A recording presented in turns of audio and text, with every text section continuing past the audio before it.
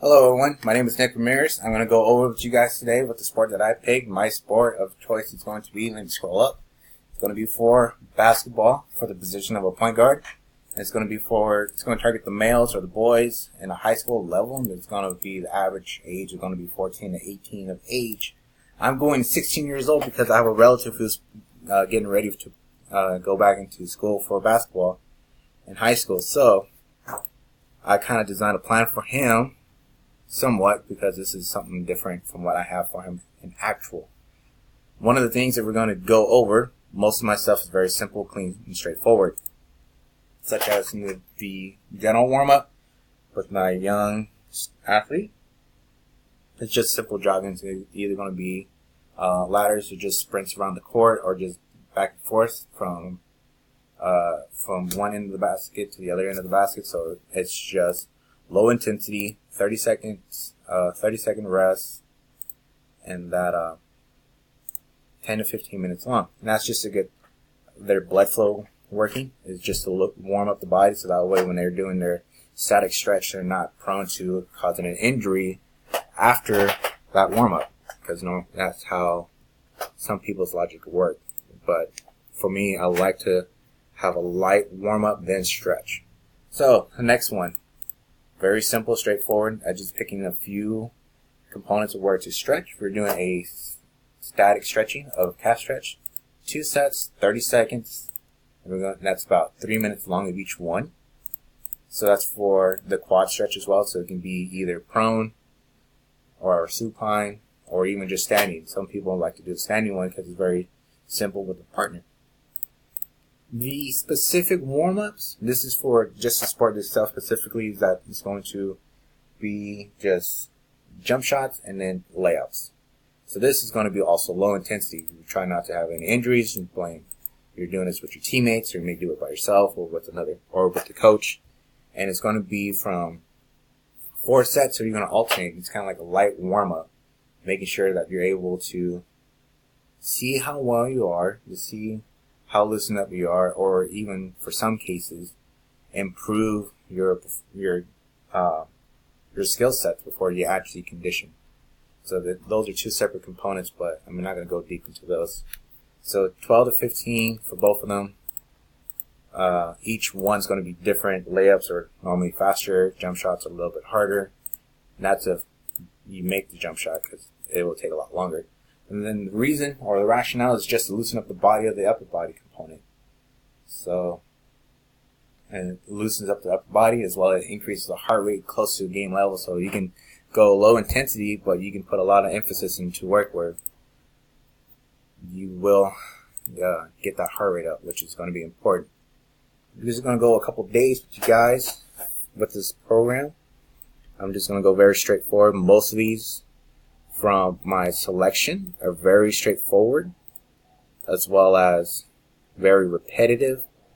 I see a lot more benefits when it comes to similar movements, just different emphasis throughout the season. So one set can be different from the other one, even though it's the same exercise. The only thing that's going to be different is volume, output, resting period, as well as sets and reps.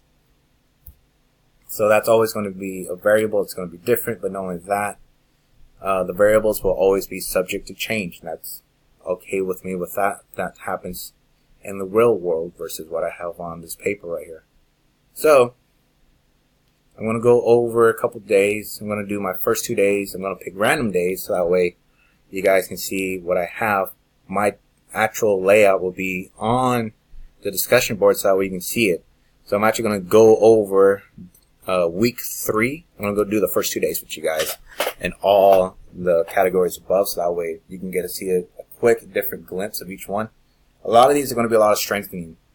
But strengthening can be beneficial when it comes to aerobics. It's going to be beneficial when it comes to muscle endurance. It just depends on the concept, the context, as well as the practice of it.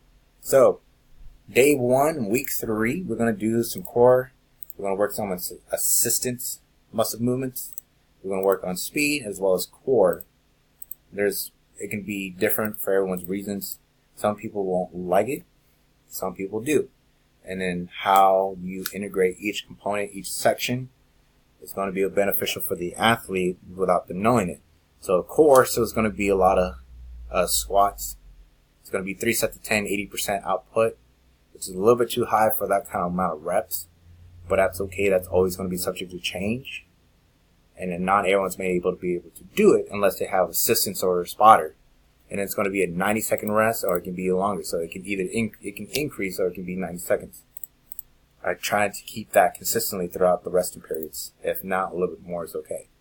And then the assistants, it's going to be leg extensions, working those quads, working the 4 muscle groups in the head to the quads. 3 sets of 12, 85%, 90-second rest. A little bit more work in here.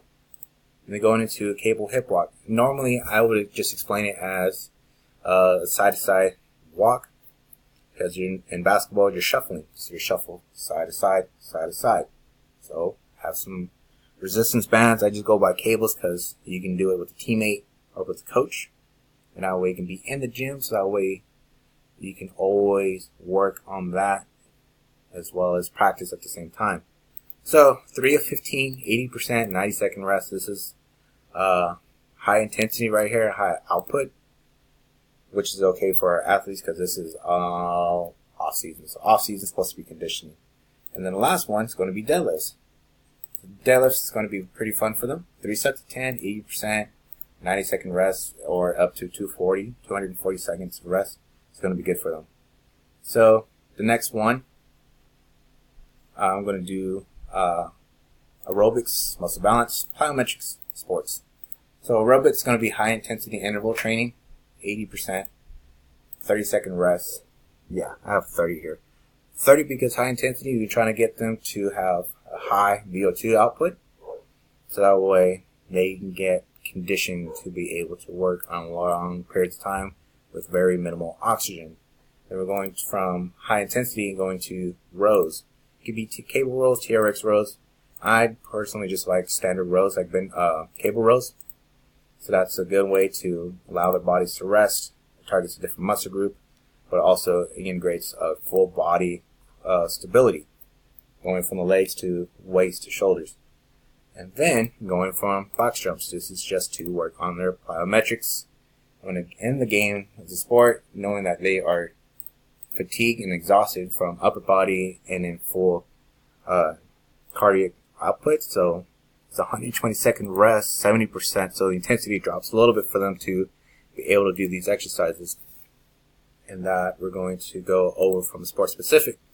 Work their upper body, knowing that the ball, they're going to have the ball. So they're going to have to work on the upper body if they want to have strength as well as power in the sport of basketball.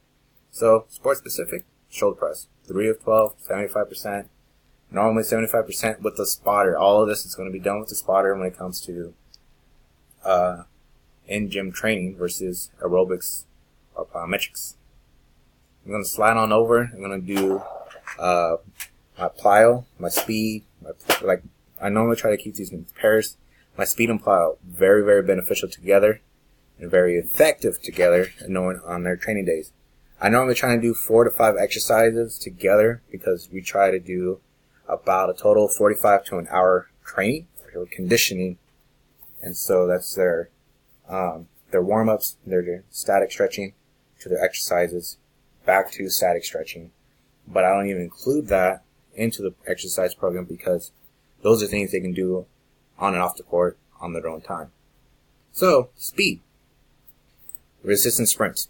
It can either be a parachute, which I've done, or some of my athletes have done, as well as my younger sibling of mine.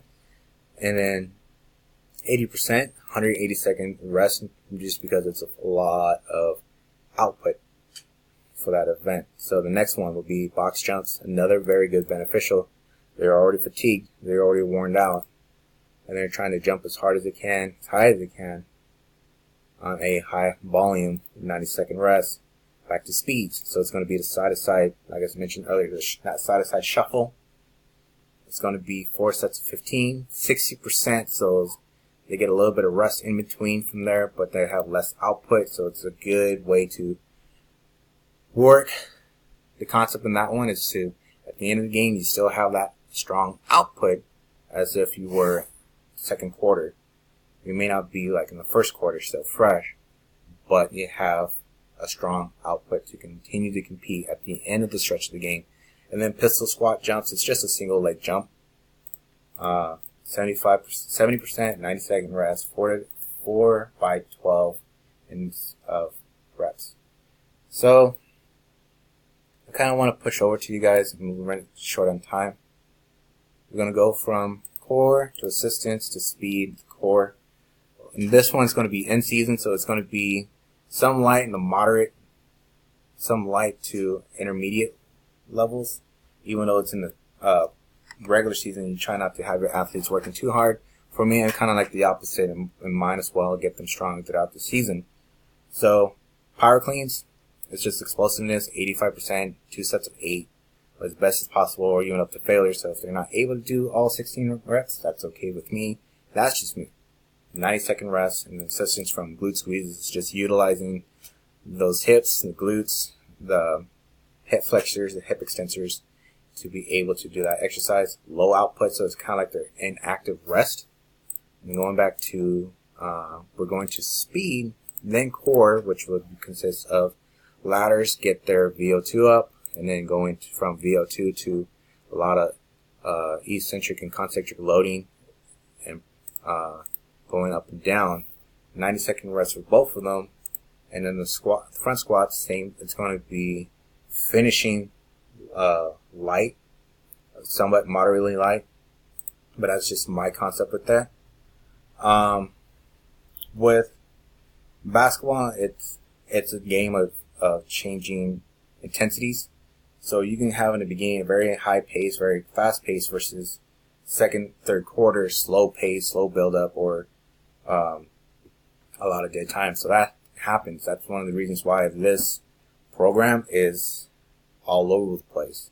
It's all over the place to get that concept, knowing that throughout the game, your intensity will match that. So if first and second quarter is a high intensity, you have the VO2 to keep up with it. If third and fourth quarter is a lot harder, and in the first half, you have that a high VO2 max versus your opponents or your other teammates. I'm going to brush into the third week, or the fourth section. Actually, I want to keep it within here. So there's a lot of core and power. So this is your postseason or after season. So this is just trying to stay fresh, getting into the off-season training. So this is in high school level. So they have summertime off. So we're trying to just get them to stay remotely active, to remotely keep their strength as best as possible in condition. So that we're going to go into off-season training. They have a better outcome versus those who have to work hard to get back to 0 and then go 2, 3, 4 steps ahead. So they have 1 or 2 steps before going into it. I'm going to go real briefly with you guys. I'm sorry if this is unorthodox or unusual, but this is just my output, and this is just my experience in coaching and training in this kind of sport, as well as just helping athletes doing better. So core and power, it's going to be another good concept. I'll always, like I said, keep them in pairs. Lunge, split squat, remaining deadlifts, and then a regular deadlift. All the intensity in here is going to be 50%. So, like I said, it's just to keep them well waxed and ready to go in the off-season training, and it's all 45 seconds, 3 sets of 8. Now, I do apologize for not showing you earlier, but like I mentioned, a lot of these are repetitive exercises and the concepts. The only thing that I want to include is that my program may not be effective for everyone, which is okay, but it's a good ground basis for majority of the athletes. But I do want to thank you guys for allowing me to briefly, as best as possible, to go over my exercise program with you guys for this sport, which is a very demanding, fast-paced, and complex sport. And thank you guys for your time, and you guys have a wonderful night.